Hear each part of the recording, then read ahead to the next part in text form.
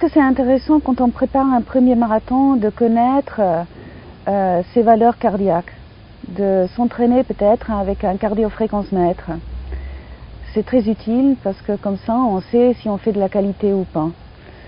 Et puis je pense qu'il faut peut-être aussi faire attention à l'alimentation, il faut bien s'alimenter, il faut bien manger des glucides, c'est très important pour le coureur à pied. Il faut aussi s'hydrater pendant les entraînements et puis il faut aussi bien s'équiper, avoir une bonne paire de chaussures. Mais aujourd'hui, si on va dans des boutiques spécialisées, on est bien conseillé. C'est vrai qu'au départ, bon, on est très en forme, puis à l'euphorie du départ, tout le monde part très vite, mais c'est là où il faut faire attention. Et puis garder un peu d'énergie pour la deuxième moitié, parce que la course, ça commence au 30e kilomètre au marathon. Et puis c'est mieux de faire ce qu'on appelle un negative split, c'est-à-dire courir la deuxième moitié plus vite que la première moitié.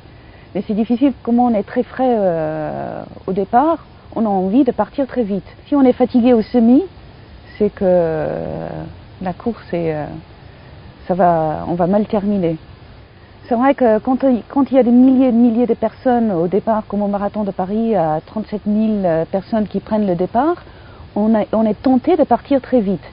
Mais il faut se fixer un objectif. Il faut se dire, je vais faire 5 minutes au kilomètre ou 6 minutes au kilomètre, il faut s'y tenir. Sur les grands marathons, il y a souvent des lièvres, c'est souvent des ballons de couleurs différentes.